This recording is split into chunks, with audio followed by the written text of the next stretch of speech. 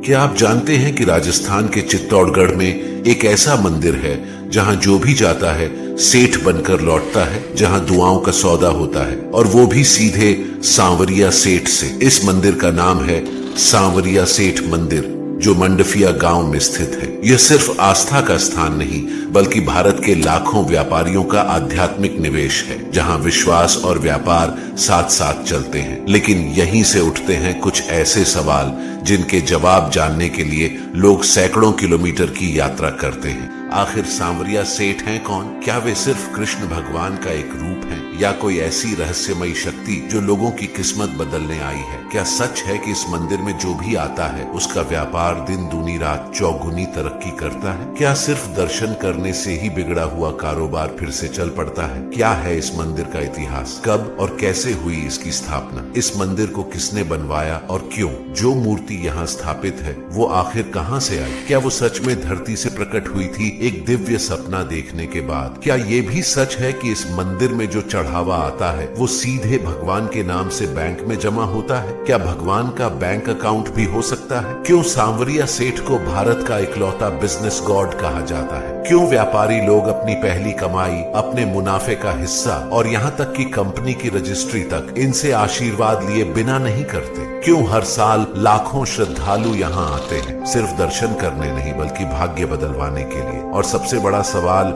इस मंदिर में जो करोड़ों रुपए का चढ़ावा आता है वो कहाँ जाता है? कौन करता है उसका उपयोग? क्या वो पैसा समाज सेवा में लगता है, या फिर क्या ये भी महज इत्तेफाक है कि इस मंदिर की नींव 3 अलग अलग लोगों को एक ही रात में एक ही सपना आने के बाद रखी गई थी? क्यों यहाँ हर वर्ग, हर उम्र और हर व्यवसाय के लोग आते हैं सिर्फ अपने जीवन का भाग्य बदलवाने? इन तमाम सवालों के जवाब जानने के लिए हमारे साथ इस यात्रा में अंत तक बने रहिए, क्योंकि हो सकता है अगली बार जब आप अपने सपनों की शुरुआत करें तो कोई और नहीं, सांवरिया सेठ आपके साथ खड़े हों। तो साथियों, इस वीडियो की शुरुआत में हम श्री सांवरिया सेठ के चरणों में एक प्रार्थना करते हैं कि हे श्री सांवरिया सेठ, आज जो भी इस वीडियो को लाइक करेंगे, सब्सक्राइब करेंगे और कमेंट में जय श्री सांवरिया सेठ लिखेंगे, उनकी जिंदगी में हर कार्य में सफलता मिले, उनका व्यापार तरक्की करे और उनके घर में कभी कोई कमी न हो। अगर आप इस वीडियो को अंत तक देखेंगे तो श्री सांवरिया सेठ का आशीर्वाद आपके साथ होगा। जय श्री सांवरिया सेठ। सांवरिया सेठ यह नाम केवल एक देवता का नहीं बल्कि विश्वास,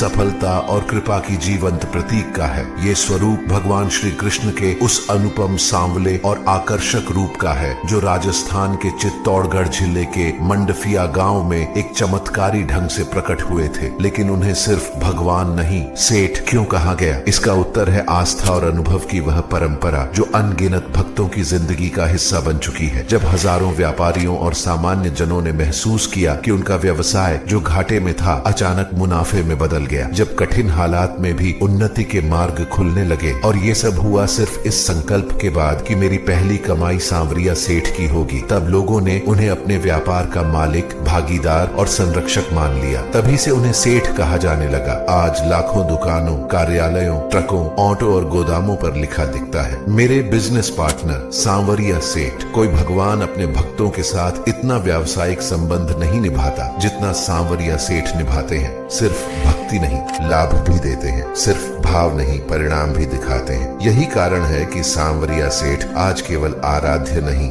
बल्कि हर सपने को साकार करने वाले दिव्य भागीदार बन चुके हैं, जिनकी आस्था और कृपा पर देश भर के करोड़ों लोग निर्भर हैं। अब हम जानते हैं कि इस मंदिर के बनने की शुरुआत कैसे हुई और इसका इतिहास क्या है। साल था 1840। राजस्थान का चित्तौड़गढ़ जिला, जहां धर्म और संस्कृति की जड़ें सदियों से गहराई में थी। इसी क्षेत्र का एक छोटा सा गांव भदेसर, जहां एक साधारण किसान भोला राम जी की जिंदगी वैसी ही थी जैसे किसी आम ग्रामीण की, मेहनत, सादगी और श्रद्धा से भरी। लेकिन तभी एक रात सब कुछ बदल गया। भोला राम जी ने एक विचित्र सपना देखा, एक विशाल काय काले रंग की सुंदर मूर्ति जो धरती के गर्भ में छिपी है, और स्वयं भगवान श्री कृष्ण के स्वर में उन्हें आदेश मिलता है, मुझे बाहर निकालो, मैं तुम्हारे जीवन को और हजारों लोगों के भाग्य को बदलने आया हूँ। पहले तो भोला राम जी ने इसे एक सामान्य सपना समझा, लेकिन जब उसी रात उसी गांव के दो और लोगों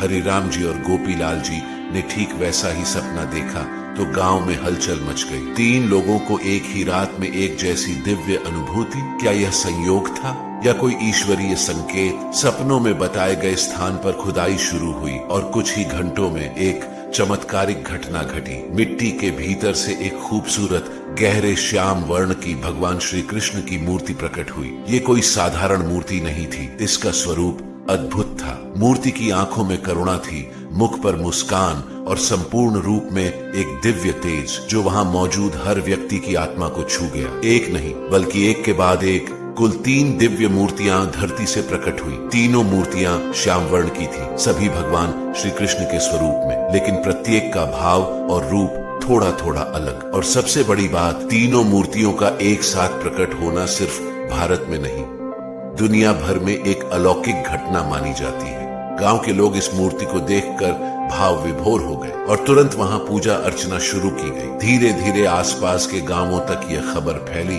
कि श्याम स्वयं धरती से प्रकट हुए हैं और यहीं से हुई सांवरिया सेठ की महाकथा की शुरुआत। पर अब सवाल था, इस मूर्ति को कहां स्थापित किया जाए? गांव वाले चाहते थे कि इसे वहीं पर एक मंदिर में स्थापित कर दिया जाए, लेकिन कुछ ही समय में एक और सपना आया, इस बार एक साधु को। सपना कहता था, मुझे उस स्थान पर ले चलो जहां मेरा नाम संपूर्ण भारत में गूंजेगा, जहां मैं सिर्फ भगवान नहीं लोगों का भाग्य विधाता बनूंगा। इसके बाद 40 किलोमीटर दूर मंडफिया गांव को चुना गया और वहीं भव्य मंदिर निर्माण की प्रक्रिया शुरू हुई। मुख्य मूर्ति मंडफिया में स्थित सांवरिया सेठ मंदिर में स्थापित की गई इस मूर्ति के स्वरूप में विराजमान है श्री कृष्ण सेठ रूप में। दाहिने हाथ में मुरली नहीं बल्कि ऐसा मुद्रा है मानो किसी भक्त की प्रार्थना सुन रहे हों। यह वही मूर्ति है जिसके कारण आज सांवरिया सेठ देश भर में प्रसिद्ध है। यही मूर्ति सबसे पहले प्रकट हुई थी। यह मूर्ति आज मंडफिया गांव के विशाल मंदिर में स्थापित है, जहां प्रतिवर्ष लाखों श्रद्धालु दर्शन हेतु आते हैं, खासकर व्यापारी वर्ग जो सेठ जी को अपने बिजनेस पार्टनर मानते हैं। दूसरी मूर्ति भदेसर गांव में स्थापित की गई। यह मूर्ति उसी स्थान के पास स्थापित की गई जहां खुदाई हुई थी, भदेसर गांव में। इस मूर्ति को भी अत्यंत चमत्कारी माना जाता है। भदेसर के लोग इसे प्रकट स्थल का मूल रूप मानते हैं और मान्यता है कि यहाँ दर्शन करने से मानसिक शांति और पारिवारिक सुख की प्राप्ति होती है। तीसरी मूर्ति मातृकुंडिया गांव में स्थापित की गई। तीसरी मूर्ति को मातृकुंडिया गांव ले जाया गया और वहां स्थापित किया गया। यहाँ भगवान का रूप थोड़ा रौद्र और तेजस्वी है। भक्त मानते हैं कि यह स्वरूप कठिन परिस्थितियों से निकालने वाला है। यहाँ जाने से शत्रु बाधा, कोर्ट कचहरी जैसे मामलों से राहत मिलती है। इन तीनों मूर्तियों के स्थान आज तीनों सिद्ध पीठ बन चुके हैं। तीनों मंदिरों में श्रद्धालु जाते हैं। भदेसर से शुरू करके मातृकुंडिया होते हुए अंत में मंडफिया यानी मुख्य सेठ के दरबार तक। श्रद्धालु इसे सांवरिया त्रिकोण यात्रा भी कहते हैं। राजस्थान की लोक विधा, पत्थर की सुंदर नक्काशी और श्रद्धा की नींव पर खड़ा हुआ एक ऐसा मंदिर जो आज केवल पूजा का स्थान नहीं बल्कि उम्मीदों और चमत्कारों का केंद्र है। और मूर्ति, वो मूर्ति जो स्वयं धरती से निकली थी, जो 3 अलग अलग लोगों के एक जैसे सपनों में प्रकट हुई, आज वही मूर्ति सांवरिया सेठ के रूप में स्थापित है। लाखों लोग उस स्वरूप को भगवान नहीं सेठ जी कहते हैं, क्योंकि वो न सिर्फ दिलों में राज करते हैं बल्कि लोगों के कारोबार, व्यापार और तकदीर में भी हिस्सेदार बन चुके हैं। कभी सोचा है कि एक दिवालिया व्यापारी रातों रात करोड़पति कैसे बन गया? ये कोई फिल्मी कहानी नहीं, ये है राजस्थान के भीलवाड़ा जिले के रहने वाले श्री गोविंद लाल शर्मा की सच्ची घटना। एक ऐसे व्यक्ति की जिसकी जिंदगी सांवरिया सेठ के दरबार में जाकर पूरी तरह बदल गई। साल 1998 व्यापार संकट में गोविंद लाल जी एक छोटे लेवल के कपड़ा व्यापारी थे। भीलवाड़ा में उनकी दुकान ठीक ठाक चल रही थी, लेकिन अचानक जीएसटी मंदी और कुछ गलत फैसलों के कारण वे करोड़ों के कर्ज में डूब गए। दुकान पर कुर्की का नोटिस लग चुका था, बैंक का लोन डिफॉल्ट हो गया था, घर में तनाव, बाहर से ताने, हर रास्ता बंद। अब सिर्फ भगवान ही कुछ कर सकते हैं। ऐसे में उनके एक पुराने कर्मचारी ने सलाह दी, गोविंद भैया एक बार सेठ जी के दरबार हो आओ, वो व्यापारियों के भगवान हैं, जिसको सबने छोड़ा उसे उन्होंने उठाया है। गोविंद जी पहले तो हंस दिए, अब भगवान बिजनेस डीलर बनेंगे क्या? लेकिन हालात ऐसे थे कि उन्हें कोई भी उम्मीद बड़ी लग रही थी। सांवरिया सेठ के दरबार में पहली बार गोविंद जी मंडफिया मंदिर पहुंचे। सेठ जी के दर्शन के समय उन्होंने कुछ भी नहीं मांगा, सिर्फ इतना कहा, मैं अब थक चुका हूँ, अगर मेरा भाग्य फिर से बन सकता है तो मैं आपको अपने बिजनेस का हिस्सा बना लूंगा, मेरी पहली कमाई हर साल आपकी होगी। उन्होंने मंदिर परिसर में ही 3 दिन का व्रत रखा। चौथे दिन जब वो वापस लौटे, उन्हें पता नहीं था कि उनकी जिंदगी की दिशा बदलने वाली है। चमत्कार या संयोग, वापस भीलवाड़ा लौटते ही उन्हें एक कॉल आया। एक पुराना ग्राहक जो 5 साल पहले विदेश चला गया था, उसने 1,25,00,000 रुपए का बल्क ऑर्डर दिया, बिना शर्त, बिना एडवांस के। गोविंद जी को समझ ही नहीं आया कि ये कैसे हुआ। महीने भर में उन्हें और 3 बड़े ग्राहक मिल गए। जिस दुकान पर ताला लगने वाला था, वहां अब 3 मंजिला शोरूम बनने की बात चल रही थी। सेठ जी अब मेरे बिजनेस पार्टनर हैं। आज गोविंद लाल जी हर साल अपने सालाना प्रॉफिट का 10% सांवरिया सेठ मंदिर ट्रस्ट को दान करते हैं। उन्होंने खुद स्वीकार किया, मैंने अपने जीवन में हर प्रकार का सहयोग मांगा, लेकिन सिर्फ एक ने मुझे उठाया, मेरे सेठ जी। उनका एक ही उसूल है, पहली कमाई सेठ की, बाकी बाद में मेरी। यह केवल एक कहानी नहीं, यह आस्था का दस्तावेज है। सांवरिया सेठ सिर्फ एक मंदिर नहीं, वो लाखों व्यापारियों के लिए फेथ बेस्ड पार्टनरशिप मॉडल है, जहां कोई एग्रीमेंट पेपर नहीं, लेकिन दिल से हुआ समझौता सब बदल देता है। क्या आपने ये सुना है कि इस मंदिर में चढ़ाए गए करोड़ों रुपए सीधे भगवान के नाम से बैंक में जमा होते हैं? क्या सच में भगवान का भी बैंक अकाउंट हो सकता है? ये सवाल आजकल सोशल मीडिया पर बहुत चर्चित हो गया है। कई लोग यह दावा करते हैं कि सांवरिया सेठ मंदिर में चढ़ाए गए करोड़ों रुपये सीधे भगवान के नाम पर बैंक अकाउंट में जमा होते हैं, लेकिन क्या यह सच है? क्या भगवान के नाम पर कोई बैंक अकाउंट हो सकता है? दरअसल यह एक दिलचस्प और थोड़ा चौंकाने वाला सवाल है, लेकिन इसके पीछे एक सच्चाई भी है। सांवरिया सेठ मंदिर के चढ़ावे को लेकर मंदिर प्रशासन ने पूरी पारदर्शिता सुनिश्चित की है। मंदिर के चढ़ावे का पूरा हिसाब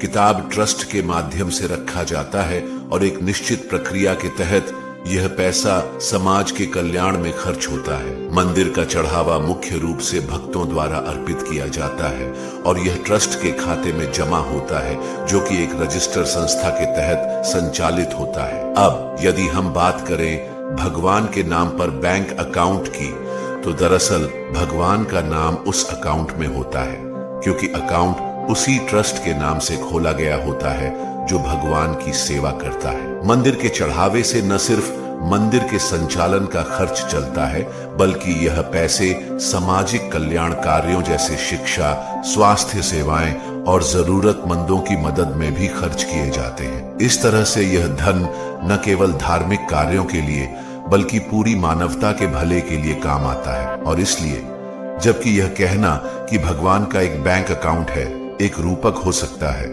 असल में यह ट्रस्ट के खाते का हिस्सा होता है जो केवल भलाई के काम में लगाया जाता है। इसलिए यह बात पूरी तरह से सही नहीं है कि भगवान का खुद का कोई बैंक अकाउंट होता है, बल्कि यह एक चतुराई से किया गया रूपक है जो भक्तों को इस विचार में लाता है कि भगवान के पैसे का सही उपयोग किया जा रहा है। इस प्रकार यह सवाल एक दिलचस्प चर्चा का विषय बनता है, लेकिन असल में यह पूरी प्रक्रिया आस्था और विश्वास से जुड़ी हुई है, जिसमें कोई भी धन दान करने वाला व्यक्ति यह जानता है कि उसका योगदान न केवल धार्मिक कार्यों के लिए बल्कि समाज के कल्याण के लिए भी काम आ रहा है। तो अब हम जानते हैं कि हर साल करोड़ों भक्त जो सांवरिया सेठ के दरबार में करोड़ों रुपए का जो चढ़ावा चढ़ाते हैं, आखिर वो धन जाता कहाँ है? क्या आपने कभी सोचा है कि हर साल करोड़ों भक्त जो सांवरिया सेठ के दरबार में चढ़ावा चढ़ाते हैं, वो धन आखिर जाता कहाँ है? क्या वो सिर्फ मंदिर में जमा होता है या उसका कोई बड़ा उद्देश्य है? तो सुनिए, सांवरिया सेठ मंदिर जो कि राजस्थान के चित्तौड़गढ़ जिले के मंडफिया गांव में स्थित है, न केवल भारत का एक अत्यंत प्रसिद्ध और श्रद्धा का केंद्र है, बल्कि यह एक ऐसे ट्रस्ट द्वारा संचालित होता है जो पारदर्शिता, सेवा और सामाजिक उत्तरदायित्व की मिसाल बन चुका है। श्री सांवरिया सेठ मंदिर ट्रस्ट इस मंदिर के संचालन, व्यवस्थापन और चढ़ावे के हर एक पैसे की जिम्मेदारी निभाता है। यह ट्रस्ट न केवल राज्य सरकार के दिशा निर्देशों के अनुसार रजिस्टर्ड है, बल्कि हर साल इसके खातों की पेशेवर ऑडिट होती है और उसकी रिपोर्ट सार्वजनिक की जाती है, ताकि हर भक्त को यह विश्वास रहे कि उसका चढ़ाया हुआ पैसा सिर्फ भगवान तक नहीं, समाज तक भी पहुंच रहा है। इस मंदिर में हर दिन लाखों की संख्या में नकद दान, डिजिटल ट्रांजैक्शंस, जैसे यूपीआई, एनईएफटी आदि सोना, चांदी, कीमती गहने, अनाज, वस्त्र और अन्य सामग्री चढ़ती है। इस धनराशि का उपयोग सिर्फ मंदिर की साज सज्जा या पुजारियों तक सीमित नहीं है, बल्कि इसे समाज के जरूरतमंद वर्गों तक पहुंचाने का कार्य ट्रस्ट अपनी नीतियों और योजनाओं के माध्यम से करता है। ट्रस्ट द्वारा चलाई जा रही योजनाओं में निर्धन बच्चों की शिक्षा के लिए छात्रवृत्ति, मुफ्त पुस्तक वितरण, ग्रामीण क्षेत्रों में स्कूल निर्माण, blood donation drive, mobile medical van, अस्पतालों में सहयोग, आर्थिक रूप से कमजोर मरीजों के इलाज के लिए फंडिंग, सैकड़ों कन्याओं के विवाह हेतु कन्यादान योजना और सैकड़ों गायों की सेवा हेतु विशाल गौशालाओं का संचालन शामिल है। इतना ही नहीं, मंदिर परिसर में आए हर दान की गिनती सीसीटीवी निगरानी में होती है और एक विशेष समिति के सामने खोली जाती है, जिससे किसी भी प्रकार की गड़बड़ी या भ्रष्टाचार की संभावना शून्य रह जाती है। ट्रस्ट की बैठकें समय समय पर होती हैं, जिनमें स्थानीय जनप्रतिनिधियों और सामाजिक संगठनों की उपस्थिति रहती है, ताकि हर निर्णय जनहित में हो। इस मंदिर की ये पारदर्शिता और सेवा भावना ही है जिसने इसे एक ऐसा केंद्र बना दिया है जहां सिर्फ धर्म नहीं बल्कि जन कल्याण का व्रत भी लिया जाता है। यही कारण है कि लोग सांवरिया सेठ को सिर्फ एक देवता नहीं बल्कि अपने कारोबार का भागीदार मानते हैं और कहते हैं, पहली कमाई सेठ की, बाकी हमारी। क्योंकि उन्हें विश्वास है कि सेठ जी का हिस्सा समाज की सबसे जरूरी जरूरतों में लगाया जाएगा।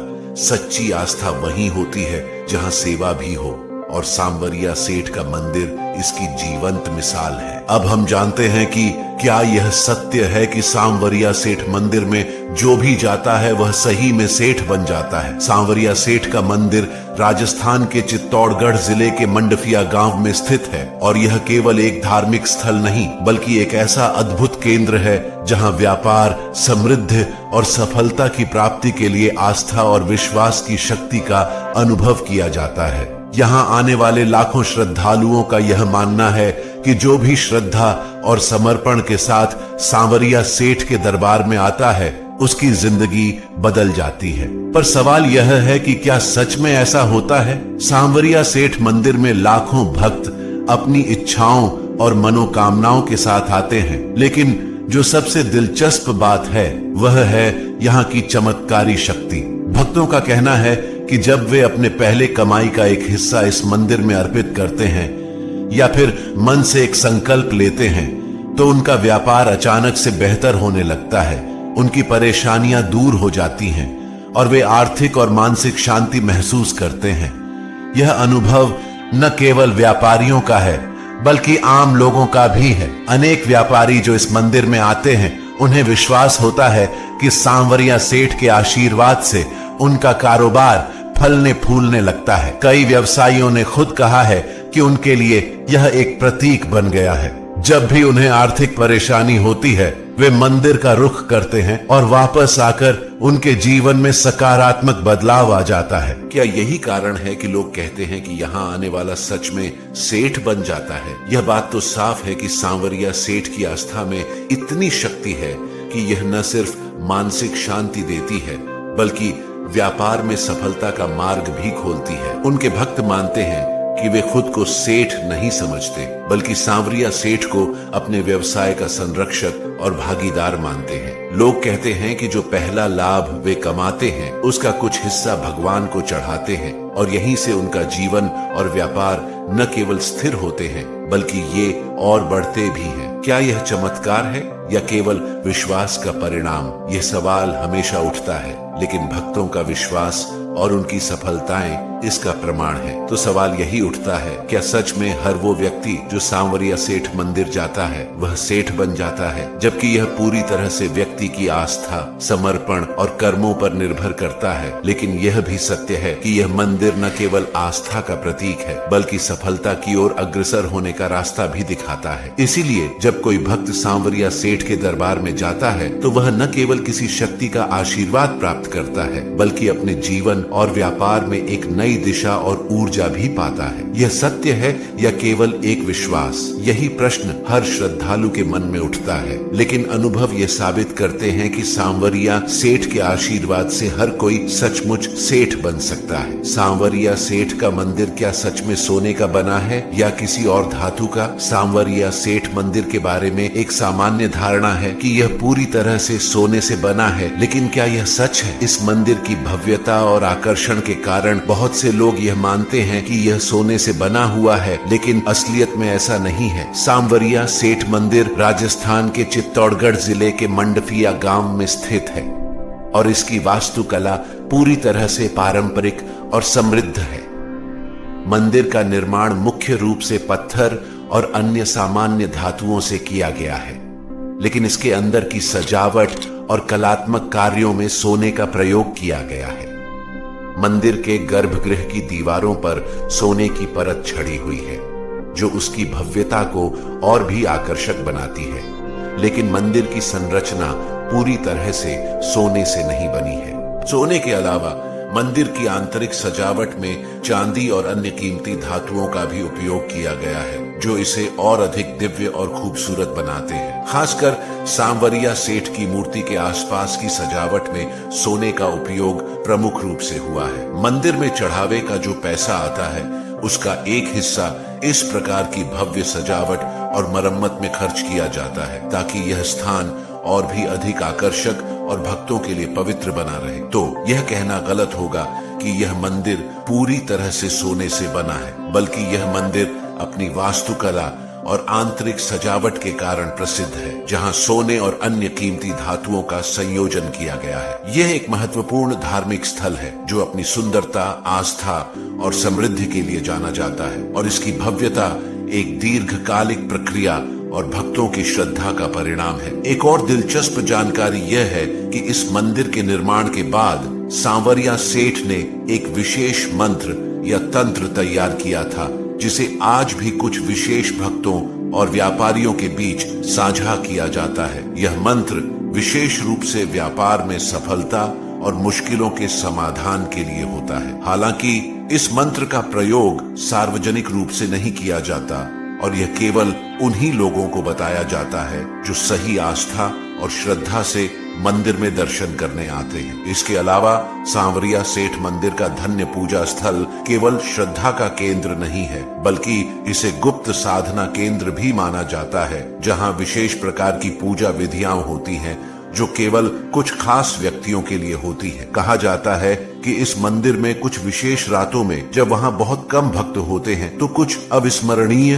और दिव्य घटनाएं घटती हैं, जैसे आधी रात के समय मंदिर के गर्भगृह से हल्की सी रोशनी का प्रकट होना या फिर मंत्रों की आवाज आना जो कुछ समय के लिए भव्यता से जुड़ी आस्था को और भी गहरा कर देती है। यह मंदिर न केवल एक धार्मिक स्थल है बल्कि यह व्यापार, आस्था और गहरी श्रद्धा का मिलाजुला रूप है जो किसी भी अन्य मंदिर से अलग और अनोखा है। इसके साथ ही इस मंदिर की सच्ची आस्थाएं और गुप्त साधनाएं आज भी कुछ चयनित व्यक्तियों के लिए एक रहस्य बनी हुई है। सांवरिया सेठ मंदिर के निर्माण से जुड़ी एक दिलचस्प और कम जानी जाने वाली कहानी यह है कि यह मंदिर सिर्फ एक धार्मिक स्थल नहीं है बल्कि यह एक प्रकार से आध्यात्मिक व्यापारिक गुरु के रूप में भी कार्य करता है। जैसा कि हम जानते हैं कि सांवरिया सेठ का नाम व्यापारियों के बीच खासा प्रसिद्ध है और उन्हें व्यापार में सफलता के प्रतीक के रूप में पूजा जाता है, लेकिन बहुत कम लोग जानते हैं कि सांवरिया सेठ के मंदिर का निर्माण सिर्फ धार्मिक आस्था को बढ़ावा देने के लिए नहीं किया गया था, बल्कि इसका उद्देश्य व्यापार में उतार चढ़ाव से जूझ रहे व्यापारियों को मानसिक शांति और संतुलन प्रदान करना था। सांवरिया सेठ के बारे में एक रहस्यमयी तथ्य यह है कि कहा जाता है कि उन्होंने इस मंदिर को अपने जीवन में व्यापारिक संघर्षों और आर्थिक संकटों से उबरने के लिए एक साधना स्थल के रूप में स्थापित किया था। यह मंदिर विशेष रूप से व्यापारियों के लिए एक मानसिक सुरक्षा कवच के रूप में कार्य करता था, जहां वे अपनी आर्थिक चिंताओं और मानसिक परेशानियों को भगवान श्री कृष्ण के सामने रखकर मानसिक शांति प्राप्त करते थे। इस मंदिर में विशेष पूजा विधियां और अनुष्ठान हैं जो व्यापारिक सफलता की प्राप्ति के लिए की जाती थी और आज भी कुछ खास व्यापारिक वर्ग के लोग इस मंदिर की विशेष पूजा विधियों का पालन करते हैं। एक और दिलचस्प बात यह है कि मंदिर में चढ़ाए गए दान का एक हिस्सा कभी भी व्यापारिक क्षेत्र में निवेश करने के लिए नहीं जाता, बल्कि यह पैसे सामाजिक कल्याण के लिए होते हैं, जैसे कि गरीबों के लिए भोजन, शिक्षा के लिए छात्रवृत्तियां और स्वास्थ्य सुविधाएं। इसे एक प्रकार से सांवरिया सेठ का धार्मिक चैतन्य व्यवसाय कहा जा सकता है, जहां मंदिर के चढ़ावे को व्यापारिक विकास से कहीं अधिक सामाजिक और मानवतावादी उद्देश्य के लिए उपयोग किया जाता है। इसी कारण कुछ लोग यह मानते हैं कि सांवरिया सेठ का मंदिर व्यापारियों को केवल धन लाभ नहीं देता, बल्कि एक प्रकार की आध्यात्मिक उन्नति भी प्रदान करता है। व्यापारियों का विश्वास है कि यहाँ आकर उनका मानसिक तनाव कम होता है और वे व्यापारिक निर्णयों को ज्यादा स्पष्टता और विवेक से ले पाते हैं। यह अनुभव न केवल उन्हें एक अच्छा व्यापारी बनाता है, बल्कि उनके जीवन में एक सशक्त दिशा और उद्देश्य भी लाता है। यह मंदिर न केवल भगवान श्री कृष्ण के आशीर्वाद से व्यापारिक सफलता का प्रतीक है, बल्कि यह एक समाज सुधारक संस्थान भी बन चुका है, जहाँ धन के साथ साथ साधना, मानसिक शांति और आध्यात्मिक उन्नति का भी महत्व है। अगर आपको यह वीडियो पसंद आया हो तो कमेंट में जय श्री सांवरिया सेठ जरूर लिखें और इस वीडियो को लाइक करें। साथ ही हमारे चैनल को सब्सक्राइब करना न भूलें ताकि आप और भी ऐसी दिलचस्प जानकारी पा सकें। धन्यवाद।